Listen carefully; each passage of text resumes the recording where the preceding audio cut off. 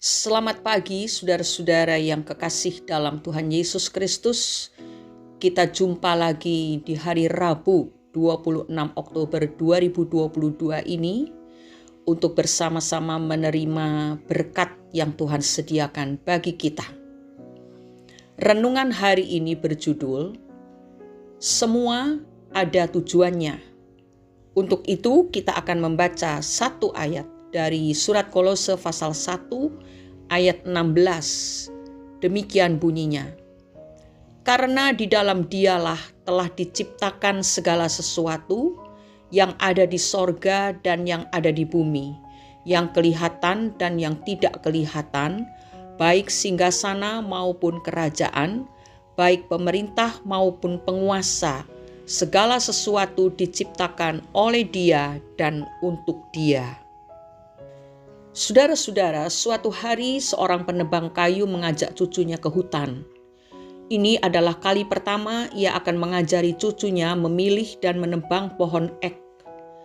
Kayu itu nantinya akan dijual kepada pembuat perahu. Sementara mereka berjalan, penebang kayu menjelaskan bahwa kegunaan setiap pohon tergantung pada bentuknya. Yang lurus biasanya dipakai untuk papan. Yang melengkung dipakai untuk rangka perahu, yang tinggi untuk tiang kapal. Penebang kayu mengatakan bahwa dengan memberikan perhatian pada detail dari setiap pohon dan belajar mengenal karakteristik dari pohon tersebut, maka suatu hari cucunya itu juga akan bisa menjadi penebang kayu yang handal. Setelah berjalan sedikit masuk ke dalam hutan, sang cucu melihat sebuah pohon ek tua yang belum pernah ditebang. Sang cucu bertanya, apakah ia boleh menebangnya sebagai latihan menebang? Toh kalau dilihat dari bentuknya, pohon itu tidak dapat dipakai untuk membuat perahu karena cabang-cabangnya yang tidak beraturan. Kita bisa menjadikannya kayu api, kek, sambung sang cucu. Si penebang kayu berkata bahwa saat itu tujuan mereka ke hutan adalah menebang kayu yang akan dijadikan perahu. Mungkin di lain waktu mereka bisa datang lagi untuk menebang pohon ek tua tersebut. Akhirnya mereka menemukan pohon yang mereka cari. Setelah cukup lama menebang pohon yang besar itu, sang cucu mulai merasa lelah dan meminta agar mereka beristirahat sejenak di bawah pohon yang rindang. Sang kakek penebang kayu pun mengajak cucunya duduk di bawah pohon ek yang tua tadi. Sementara mereka menikmati sejuknya naungan pohon tersebut, penebang kayu itu mengajarkan kepada cucunya mengenai pentingnya memperhatikan dan mengenal pohon-pohon yang ada di hutan. Ada pohon yang dengan mudah dapat dikenali kegunaannya hanya dengan melihat bentuk, panjang, dan besar kecilnya pohon. Tetapi ada juga pohon yang jika dilihat dari bentuknya sepertinya tidak bisa berfungsi apa-apa, seperti pohon ek tua ini. Jika tadi engkau menebang pohon ini, maka kita tidak akan bisa berteduh di bawah daunnya yang rindang. Karena itu kita tidak boleh terburu-buru menilai dan memutuskan sesuatu. Demikian kata si kakek penebang kayu. Saudara-saudara, kisah mengenai si kakek penebang kayu bersama cucunya itu memberikan pelajaran yang baik kepada kita, di mana kita harus bisa memberikan perhatian yang lebih terhadap segala sesuatu yang terjadi di sekeliling kita setiap hari, supaya kita dapat menemukan apa maksud Tuhan di dalam peristiwa-peristiwa yang kita alami. Apa maksud Tuhan memberi kita kesempatan berada di lingkungan tertentu, mengalami penyakit yang berat, mengalami tekanan dari sana-sini, atau kondisi sulit lainnya. Seringkali kita terlampau cepat menilai dan mengambil keputusan yang akhirnya mengacaukan rencana Tuhan yang sempurna bagi hidup kita. Kita perlu bersabar, saudara, dan kita perlu belajar tenang supaya dapat memandang segala sesuatu yang terjadi dengan pikiran positif dan keyakinan bahwa di setiap peristiwa yang kita alami ada rencana yang indah yang Tuhan rancangkan bagi kehidupan kita. Ada suatu ungkapan yang mengatakan, tidak selamanya apa yang nampak adalah apa yang akan terjadi sesungguhnya. Kesabaran, usaha untuk mengenal maksud Tuhan akan menjelaskan semuanya. Ada suatu lagu yang berjudul Pelangi Sehabis Hujan. Sebagian liriknya berkata seperti ini. Seperti pelangi sehabis hujan, itulah janji setiamu Tuhan. Di balik dukaku telah menanti harta yang tak ternilai dan abadi.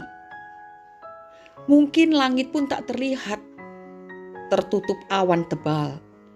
Namun hatiku kan tetap kuat oleh janjimu yang kekal. Saudara-saudara, janji Tuhan dalam Yeremia pasal 29 ayat 11 berbunyi seperti ini.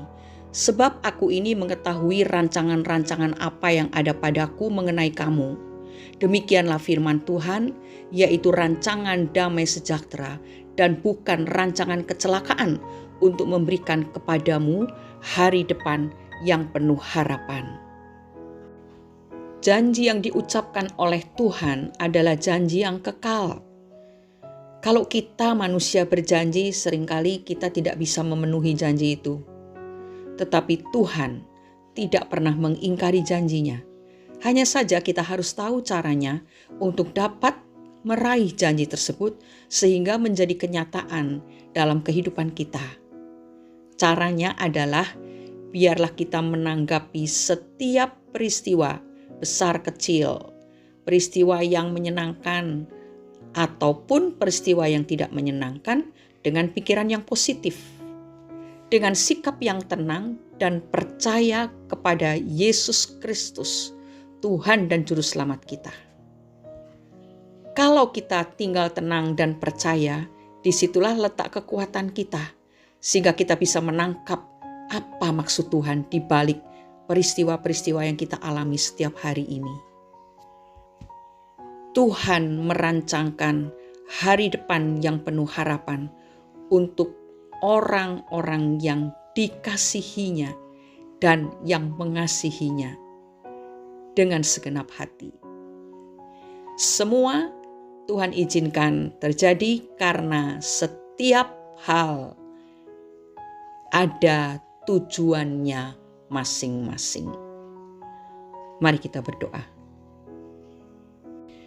Terima kasih Bapa di surga, tak henti-hentinya kami bersyukur kepadamu karena Engkau begitu baik bagi kami. Engkau mengajarkan segala hal dalam hidup kami supaya kami dapat meraih dan menikmati janji-janji Tuhan dalam hidup kami. Bapa, berikanlah kepada kami mata rohani yang tajam sehingga kami dapat melihat segala sesuatu yang terjadi dalam hidup kami dari sudut pandang Tuhan, sehingga kami dapat menangkap rencana Tuhan di balik semua itu. Tolonglah kami Bapa, supaya kami menjadi orang-orang yang bisa mengendalikan diri kami dengan baik, sehingga kami tidak emosional, tidak panik, tidak tergesa-gesa, tetapi tetap tinggal tenang dan percaya, serta bertobat dari segala yang salah dalam hidup kami ini. Terima kasih Bapa, terima kasih Roh Kudus yang selalu menolong kami, menaungi kami, mengingatkan kami akan firman Tuhan, dan membantu kami untuk melaksanakan itu dalam kehidupan sehari-hari. Terima kasih, di dalam nama Tuhan Yesus Kristus kami sudah berdoa dan mengucapkan syukur. Amin. Mengenali maksud Tuhan akan menghindarkan kita dari sikap dan tindakan yang salah. Selamat beraktivitas saudara. Selamat bekerja dalam bidang saudara masing-masing. Biarlah mata hati kita menjadi tajam dan kita bisa menangkap setiap rencana Tuhan. Dengan demikian, saat kita bekerja, saat kita beraktivitas, kita tidak salah bertindak, tidak salah bersikap, tidak salah berbicara. Banyak-banyak memuji Tuhan, karena dengan memuji Tuhan segala musuh dikalahkan. Tuhan memberkati kita semua. Haleluya. Amin.